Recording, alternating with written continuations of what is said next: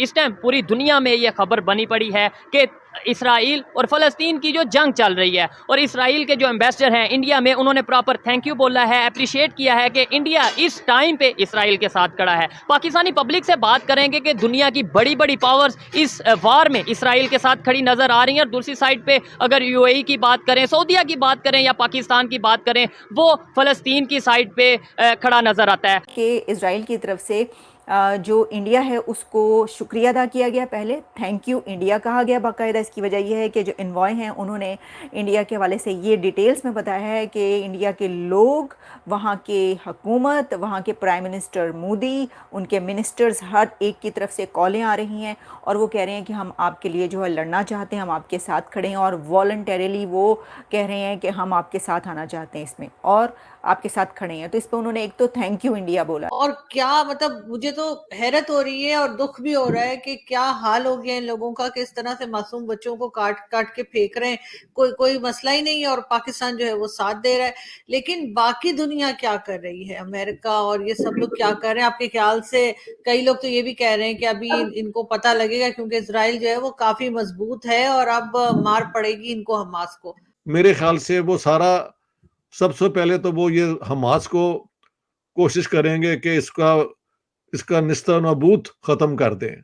जो मुझे नजर आ रहा है, नेतन्याहू ने कहा है कि it's an all out war, it's not an operation. क्या वो कामयाब हो जाएंगे या नहीं हो जाएंगे ये तो वक्त ही बताएगा।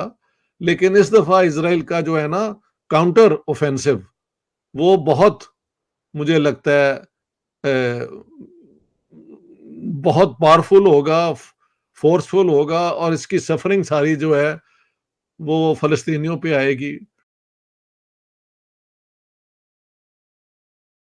जय हिंद दोस्तों, पाकिस्तान ब्रेकिंग न्यूज चैनल में आप सभी का हार्दिक स्वागत। इजराइल ने भारत को शुक्रिया कहा क्योंकि प्राइम मिनिस्टर नरेंद्र मोदी ने बेंजामिन नेतन्याहू, जो कि इजराइल के प्राइम मिनिस्टर है, उनको हर तरीके से मदद करने का वादा किया, जहां पर भारत पूरी तरह इजराइल के साथ खड़ा है।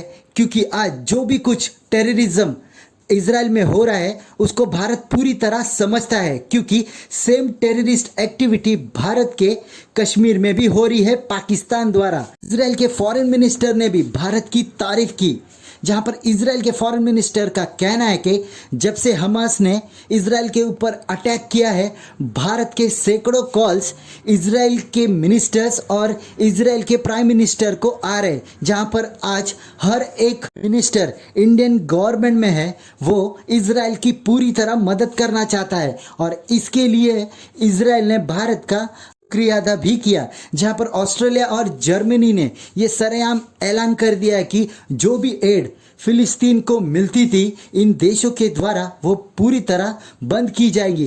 पहले फिलिस्तीन इन हमास टेररिस्ट को ऊपर एक्शन लेगी, तभी जाकर इनको एड प्राप्त होगी। जहां पर ब्रिटेन के प्राइम मिनिस्टर ऋषि सुनक ने भी यह कहा कि हमास एक टेररिस्ट ग्रुप है, जहां पर फिलिस्तीन को इसके ऊपर कोई कार्रवाई करनी चाहिए। पर ऐसा लग रहा है कि फिलिस्तीन और हमास मिलकर इजराइल के ऊपर अटैक कर रहे हैं।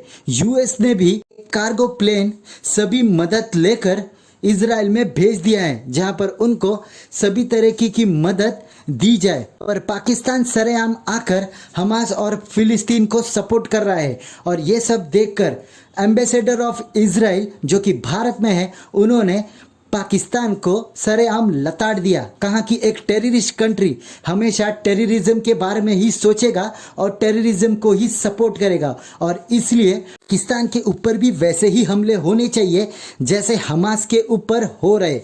ऐसे ही वीडियो को अंतिम तक देखते रहिए, लाइक कीजिए, शेयर कीजिए और सब्सक्राइब कीजिए हमारे चैनल को, और बेल आइकन दबाना बिल्कुल भी ना भूले। और आपकी जो भी राय हो उसे कमेंट बॉक्स में जरूर दें।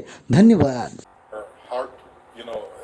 Heartfelt from the huge support we got from India, from the Prime Minister, through a few ministers who called me, businessmen, civil servants, just people from the street. Our social media is full of people who are showing their support, and we appreciate it. We appreciate it very strongly. I'll tell you why. Because India, first of all, is a very important country in the world, but secondly, India comes from a position of a country who knows terrorism. So it comes from a point of knowledge and not of ignorance.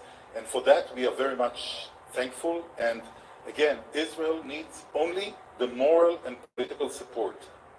ये आपने सुना, उन्होंने कहा कि दुनिया में इस वक्त जो इंडिया खड़ा है वो एक ताकतवर कंट्री है, इन्फ्लुएंशियल पावर है, हमें उसकी ज़रूरत है, वो हमारे साथ खड़ा है। किस तरीके से उन्होंने कहा कि सबके फ़ोन आ रहे हैं, तो उन्होंने शुक्रिया भी अदा किया है इजराइल ने इंडिया का, और कहा है कि ये एक इन्फ्लुएंशियल ऐसी ताकत है कि जिसकी सपोर्ट की ज़रूरत है। इसको हल करने के लिए ऑल आउट इस किस्म का इजराइल पे अटैक करना कोई मुनासिब था? मेरे ख्याल से बिल्कुल नहीं।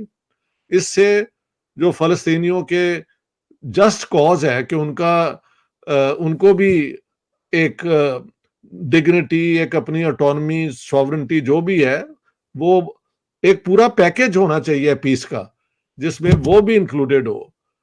तो अब मेरे ख्याल से वो सारा, सबसे पहले तो वो ये हमास को कोशिश करेंगे कि इसका निस्ता नाबूद खत्म कर दें।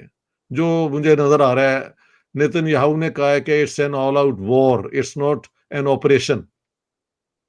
क्या वो कामयाब हो जाएंगे या नहीं हो जाएंगे, ये तो वक्त ही बताएगा।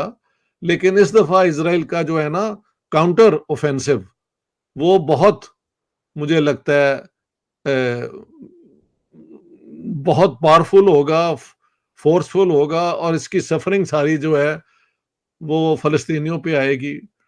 बाद में फिर अरब वो जो काउंसिल है वो क्या करेगी? ज्यादा से ज्यादा पैसे देने पड़ेंगे ना रिकंस्ट्रक्ट करने के। महल दुनिया इससे तंग आ चुकी है। इस वक्त जो पूरी दुनिया है, वहाँ के भी कई लोग इजराइल में उस वक्त मौजूद थे जिस वक्त ये हमला हुआ। तो सिर्फ इजरायली ही इसके अंदर कत्ल नहीं हुए, ये जो कुछ हुआ है सिर्फ इसराइलियों के साथ नहीं हुआ, उसमें 16 के करीब तो थाईलैंड के लोग थे। मैं ये देख रही थी, 16 थाईलैंड के लोग थे, और इसके अलावा दुनिया के कई कंट्रीज़, यूएस के कई सिटीजन्स वहाँ पर मौजूद थे।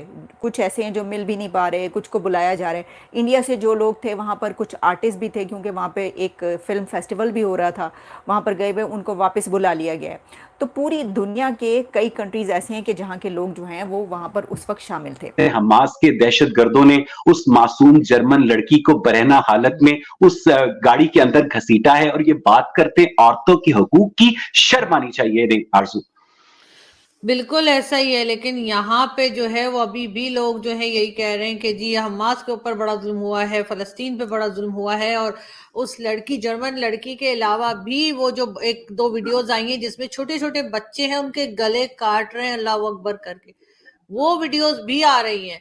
और क्या मतलब, मुझे तो हैरत हो रही है और दुख भी हो रहा है कि क्या हाल हो गया इन लोगों का, कि इस तरह से मासूम बच्चों को काट काट के फेंक रहे हैं। कोई मसला ही नहीं है, और पाकिस्तान जो है वो साथ दे रहा है। लेकिन बाकी दुनिया क्या कर रही है, अमेरिका और ये सब लोग क्या कर रहे हैं आपके ख्याल से? कई लोग तो ये भी कह रहे हैं कि अभी इनको पता लगेगा, क्योंकि इजराइल जो है वो काफी मजबूत है और अब मार पड़ेगी इनको, हमास को लगता है कि हमास को बिल्कुल मार पड़ेगी। और हमास के सारे जो मेंबर्स हैं और हमास की जितनी लीडरशिप है, अगर उसको कत्ल कर दिया जाए तो मुझे उसका कोई अफसोस नहीं होगा। लेकिन उसके अंदर जो कोलैटरल डैमेज सिविलियंस का होता है, जो फलस्तीनी जो स्कूल जाते हैं, जो कारोबार करते हैं, दफातर जाते हैं, वो जो उसकी जद में आएंगे, तो हमास को इस बात का ख्याल रखना चाहिए कि आज तक इस तरह की तंजीमी लेवल की जद्दोजहद से कभी भी आपने कोई भी ऐसा राइट हासिल नहीं किया है कि आप यूनाइटेड नेशंस की सीट हासिल कर सके। अल्लाह अकबर के नारे लगा रहे हैं, लेकिन एक लेडी, वो उनकी फौजी है, उसके कपड़े उतारे हुए हैं, उसको अपनी गाड़ी में रखा हुआ है। तो अल्लाह को देखें, ये अखलाकी तौर पे ना इस्लाम हमें देता है इजाज़त। ठीक है, नबी पाक सल्लल्लाहु अलैहि वसल्लम ने कहा था कि औरतों और बच्चों को अलग कर दो। एक ना पंजाबी में कहावत है कि जेब च नहीं तेला ते मैं कर दी फिरा मेला मेला। हम कहते हैं कि हमारे साथ आ जाए कश्मीरी भाई। कश्मीरी भाई हमारे साथ क्यों आएंगे यार?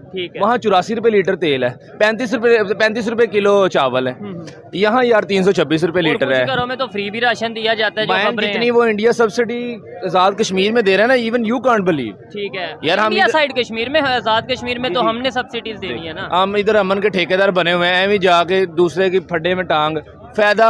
ठीक हो गया, हम इतने जो के हैं, आई डोंट थिंक सो कि वो लोग इधर आना पसंद करेंगे। मैं तो अब सम टाइम ये भी कहता हूँ कि यार उनको चाहिए कि हमारे लिए आवाज़ उठाएं जैसे हम उनके लिए आवाज़ उठाते थे ना, अब उनको चाहिए कि हमारे लिए आवाज़ उठाएं कि यार हमारे साथ ज्यादती हो रही है। यार हमारा ना इंडिया के साथ कोई कंपैरिजन नहीं है, पहली बात तो ये, ना हम इकोनॉमिकली ना जियोग्राफिकली, ना ही कोई IT वाइज किसी लिहाज से हमारा ना उनके साथ कंपैरिजन नहीं बनता। ठीक है। आप देखिए, हम मुसलमान हैं, हम पाकिस्तानी हैं, हमें प्राउड है अपने पाकिस्तान पे, लेकिन ना देखिए हमारा उनके साथ ना मैच बनता ही नहीं, जचता ही नहीं है। नहीं, वो मैच मतलब ये देखिए, वो अगर कर रहे हैं ना चीज़ को, हाँ, हाँ। हम उनको देखा देखी उनका मुंह लाल है ना, हम खुद को अपना मुंह लाल नहीं कर सकते। लेकिन 1947 में सफ़र तो इकट्ठे स्टार्ट किया था।